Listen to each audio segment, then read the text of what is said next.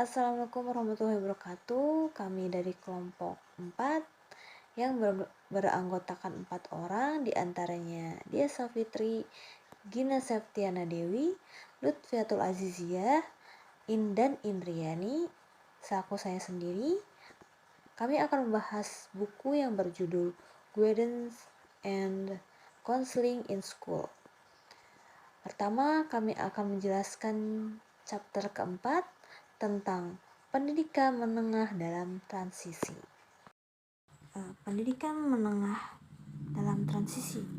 Banyak reaksi terhadap sekolah komprehensif menunjukkan bahwa di antara masyarakat umum tidak hanya cenderung membagi diri mereka menjadi pendukung dan penentang sistem selektif, tetapi juga bahwa kecenderungan mereka untuk melakukan hal tersebut tidak banyak berhubungan dengan pengetahuan mereka tentang isu-isu yang terlibat. Perubahan dalam pemikiran pendidikan pada kenyataannya hampir tidak dapat dipahami tanpa pengetahuan tentang perubahan yang telah terjadi dimulai di Eropa sejak Perang Dunia II dan yang secara bertahap mengubah cara hidup dan cara berpikir kita. Dengan analogi, hal ini dapat digambarkan sebagai bentuk seleksi alam di mana mutasi lingkungan berkonsentrasi perhatian pada pengembangan hal-hal atau proses tertentu mengesampingkan yang lain. Yang terakhir kemudian membusuk atau menghilang secara default. Setiap negara di Eropa sangat terlibat dengan masalah perubahan struktural dalam seluruh sistem pendidikannya, meskipun belum ada satupun dari mereka yang menemukan solusi yang memuaskan. Perkembangan dalam pendidikan Eropa ini telah didiskusikan dan dipublikasikan terutama dalam sejumlah konferensi yang sangat penting yang diselenggarakan oleh Dewan Khusus di Sigtuna pada tahun 1958 yang berjudul Diferensiasi dan Bimbingan di Sekolah Komprehensif. Sebuah laporan sebagian besar didasarkan pada temuan dari sebuah pertemuan ini diterbitkan oleh Dewan Kerjasama Kebudayaan pada tahun 1964 dengan judul Pupil. Ini adalah salah satu dokumen terpenting tentang tujuan dan organisasi pendidikan yang muncul di era ini. Dokumen ini menunjukkan bahwa sebagian besar negara ini di Eropa telah merevisi sistem pendidikan mereka atau sedang dalam proses mempertimbangkan skema revisi, dan bahwa perubahan hal ini telah didominasi oleh pertimbangan yang jauh lebih luas daripada mereka yang terlibat dalam penyediaan pendidikan dalam pengertian tradisional. Bagaimana mempersiapkan anak-anak untuk kehidupan dewasa mereka adalah dipandang sebagai tujuan dasar, tetapi juga menjadi kelas bahwa sekolah tidak dapat menjalankan fungsi ini secara memadai tanpa memberikan perhatian yang lebih terhadap faktor-faktor dari selain yang terlibat dalam stereotip sekolah yang telah tumbuh dalam 100 tahun terakhir. Pendidikan dalam kaitannya dengan kebutuhan ekonomi. Faktanya, pada usia 11 tahun dipilih sebagai waktu yang tepat untuk sejumlah besar negara lebih memberikan tradisi ini dengan kesan final. Namun cukup mudah untuk negara untuk menunjukkan bahwa sebaliknya pilihan 11 tahun adalah pilihan yang sewenang-wenang. Dalam negara di Eropa yang di masa lalu menganut prinsip ini, seleksi awal pada usia 11 tahun memiliki keraguan serius tentang hasil memberikan dalam hal keberhasilan siswa pada tahap selanjutnya, sekolah menengah dan program universitas. Presentase anak-anak yang dipilih pada usia ini pada akhirnya menyelesaikan studi mereka yang berhasil menyelesaikan studi mereka dikatakan terlalu rendah, dan presentasi anak pada usia 11 tahun kemudian melanjutkan ke universitas atau bentuk pendidikan tinggi lainnya, pendidikannya lebih tinggi sangat rendah. Studi di bidang pengujian kecerdasan dan studi lain tentang perkembangan remaja menunjukkan keseluruhan periode ini sebagai salah satu fluktuasi karakteristik intelektual dan emosional. Tentu saja prediksi jangka panjang dari tes inteligensi pada usia 11 tahun menyisakan margin yang terlalu lebar untuk mendukung usia 11 tahun sebagai usia ajaib. Oke. Para psikolog tidak sepakat pada beberapa poin yang dipermasalahkan di sini.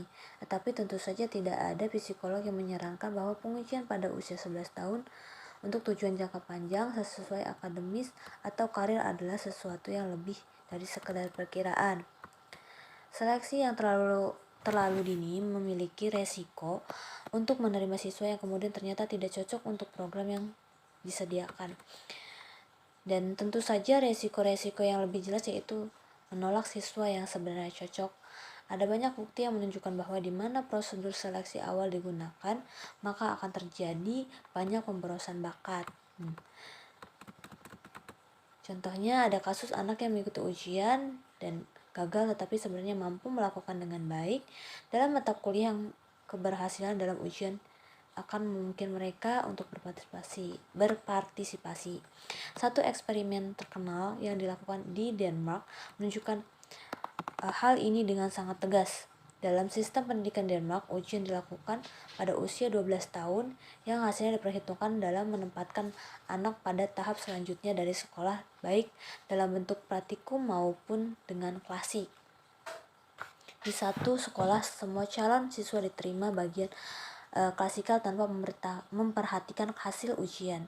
Pada akhir kursus yang berlangsung dengan cara tulus dan gagal dibandingkan dalam hal keberhasilan atau kegagalan mereka dalam kursus yang telah mereka ikuti. Dari para siswa yang akan diterima di tempat pertama, 65 dari 87 berhasil. Sementara dari mereka yang biasanya ditolak untuk program ini, 18 dari 68 ternyata berhasil sendiri.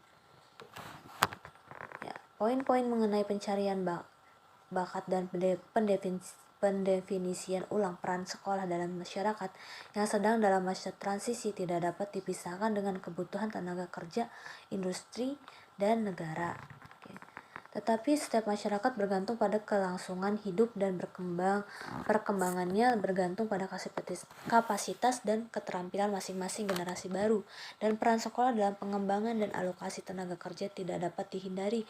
Dalam periode stabilitas sosial dan ekonomi, aspek fungsi sekolah ini mungkin hampir tidak terlihat seperti yang dikatakan oleh penulis buku Pupil Guidance, yang menyatakan bahwa pada saat seperti itu, setiap kelompok sosial memiliki sistem pendidikannya sendiri. Seorang anak mengambil tempat di salah satu sistem tersebut sejak dia mulai sekolah, dan itu adalah hampir tidak mungkin untuk berubah dari salah satu sistem tersebut ke sistem lainnya. Peran sekolah pada kenyataannya di masa lalu yang tidak begitu lama dapat dikatakan telah memberikan setiap anak pendidikan yang terkait dengan lingkungan orang tuanya, sebuah lingkungan yang sangat mungkin juga. Akan tetapi orang Eropa telah memasuki era perubahan ekonomi dan perubahan teknologi yang sangat mengejutkan, dan sekolah sedang dipaksa untuk memberikan perhatian yang lebih rinci untuk mengidentifikasi dan melatih keterampilan yang diperlukan untuk memenuhi perubahan yang dihasilkan dalam tenaga kerja kebutuhan. Sebuah analisis sosiologis yang komprehensif tentang fungsi sekolah dalam masyarakat kontemporer merangkum alasan peningkatan peran sekolah dalam proses ini dalam dua proporsi. Pertama, tuntutan yang sedang dibuat pada lembaga pendidikan untuk menghasilkan individu memiliki lebih banyak dan lebih beragam keterampilan khusus. Dan yang kedua, biaya tingkat spesialis dan lamanya periode pelatihan yang diperlukan untuk meningkatkan posisi dalam masyarakat, membuat tindak praktis baik dari sudut pandang masyarakat atau individu untuk menempatkan semua anggota masyarakat melalui setiap jenis pelatihan yang mungkin, atau bahkan untuk memberikan setiap orang kesempatan yang luas untuk mencoba pekerjaan yang mereka inginkan. Bismillahirrahmanirrahim. Assalamualaikum warahmatullahi wabarakatuh. Sebelumnya saya akan melanjutkan materi yang kedua, yaitu tentang demokrasi sosial dalam pendidikan. Kecenderungan yang meningkat terhadap demokratis demokratis berasal ini yang telah tidak terjadi salah satu karakteristik masyarakat barat selama beberapa waktu adalah digambarkan dengan ekonomi. Nah, selanjutnya yaitu bimbingan konseling di sekolah. Sejak zaman utilitarian dan seterusnya telah ada permintaan yang kuat dan terus-menerus yang disuarakan oleh filsuf dan para pembaharu sosial untuk masyarakat egaliter di mana hak-hak istimewa dari beberapa orang harus dibuang terbuka untuk semua. Perubahan dalam teori sosiologis ini sebagian dari penyebabnya, sebagian lagi merupakan gejala revolusi ekonomi dan politik yang meluas selama 1,5 abad, telah menyebar hampir seluruh dunia yang beradab, seperti yang dilaporkan oleh Dewan Eropa. Laporan menunjukkan di beberapa negara seseorang dikejutkan oleh kesulitan yang dialami dalam membedakan kelompok-kelompok sosial. Jika seseorang mendasarkan penilaiannya semata-mata hanya pada bagiannya, orang yang ditemui berpakaian, bergerak, makan, dan menghibur diri. Seorang ilmuwan Pupil Guidensi menggambarkan konflik dasar yang mendasari reorganisasi pendidikan di negara-negara Eropa dengan membedakan antara sistem vertikal dan horizontal. Dalam sistem yang pertama, murid tidak lama setelah mereka masuk sekolah atau pada usia cukup dini adalah dialokasikan ke divisi-divisi di mana mereka tinggal selama sisa kehidupan sekolah. Hal ini sesuai dengan pola tradisional organisasi pendidikan tradisional seperti yang kita kenal. Kelas 11+ tentu saja adalah contoh yang jelas.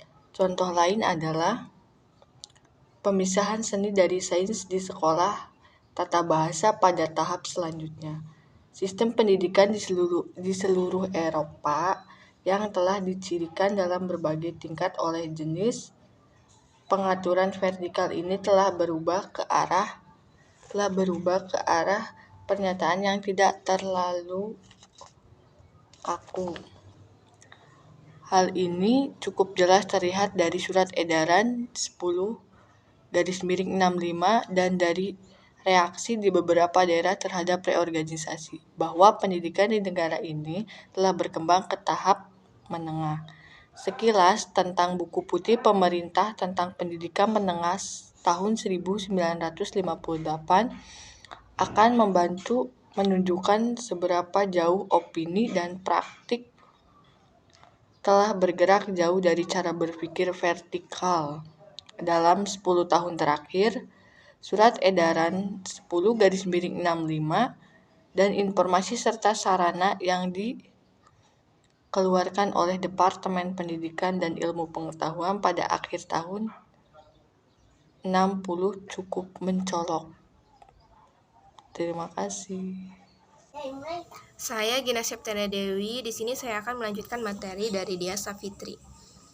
Namun sistem aristokratik atau tipe vertikal betapapun tercerahkannya mereka, semakin tidak dapat diterima dalam urusan publik.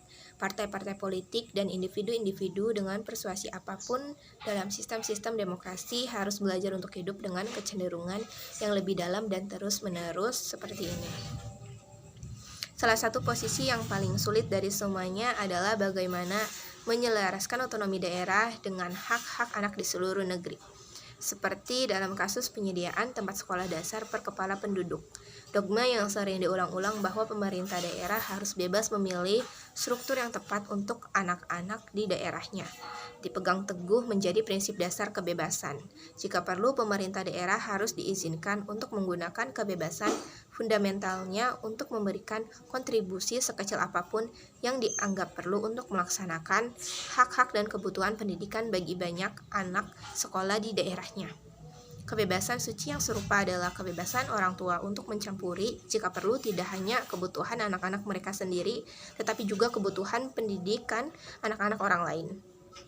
Terkait dengan kesempatan anak-anak lain, juga cukup jelas bahwa kelangsungan hidup sistem yang tidak selektif dapat disabotase oleh pilihan orang tua yang tidak dibatasi yang dapat menyebabkan pembentukan kembali sekolah-sekolah selektif. Jika orang tua yang pandai berbicara dan berpengetahuan luas diizinkan untuk memanipulasi pilihan bebas untuk keuntungan mereka sendiri. Paradoksnya, beberapa pihak berwenang yang telah membuat banyak hak mutlak untuk mempertahankan kebebasan mereka untuk menolak berpartisipasi dalam sistem non-selektif, tidak memberikan perhatian lebih dari otoritas lokal lainnya untuk mengizinkan orang tua memiliki hak mutlak untuk memilih sekolah bagi anak-anak mereka. Sekali lagi, menganut cara hidup demokratis menuntut warganya untuk mengorbankan pilihan-pilihan tertentu. Sebuah dokumen yang menekankan bahwa setiap anak memiliki hak untuk pengembangan kepribadiannya secara penuh dan menikmati kesempatan yang sama dengan orang lain untuk mengembangkan kemampuan dan penilaian mereka untuk menjadi anggota masyarakat yang berguna.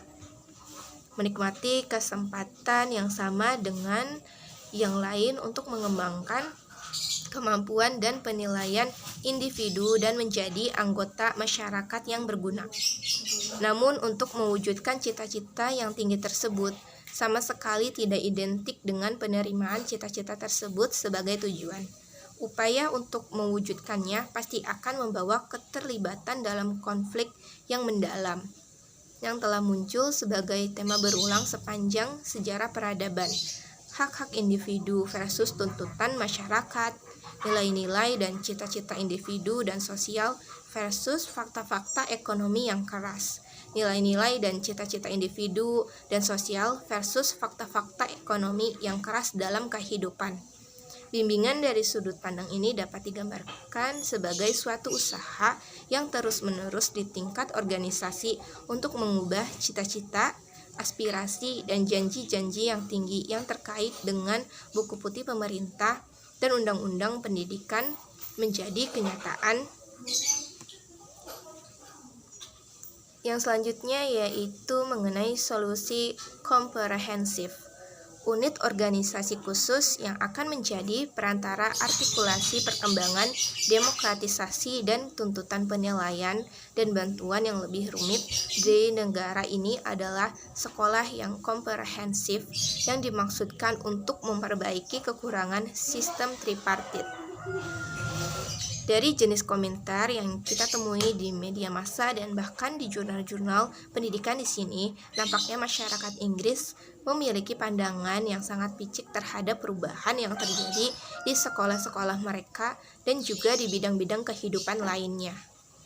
Bagi masyarakat Inggris, tampaknya tidak bisa terlalu ditekankan bahwa rencana yang diajukan untuk mengubah penyediaan sekolah menengah saat ini bukanlah semata-mata ide cerdas dari para ideologi sayap kiri, melainkan merupakan upaya untuk mencari solusi atas tuntutan baru yang dihadapi setiap negara di Eropa, masa depan negara ini dan juga masa depan negara lain seperti Prancis akan sangat bergantung pada solusi yang diadopsi dan cara penerapannya. Saya Lutfiatul Aziziyah akan melanjutkan materi dari Gina Septiana Dewi, yaitu reorganisasi Prancis. Reorganisasi di Prancis dilakukan dengan perencanaan yang matang dan dengan skema yang konsisten dan sistematis untuk memastikan anak-anak di Prancis menerima manfaat dari bimbingan sekolah setelah masuk tingkat menengah. Prancis menciptakan Collège d'Enseignement Secondaire di setiap wilayah yang akan melayani semua anak dari usia 11-12 tahun hingga 15-16 tahun.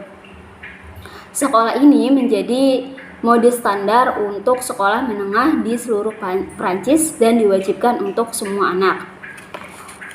3-4 tahun setelah sekolah dasar merupakan periode organisasi, periode observasi dan bimbingan oleh dewan kelas, konselor, dan komite bimbingan.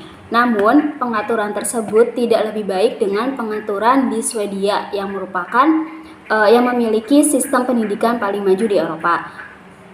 Namun, sistem pendidikan di Prancis ini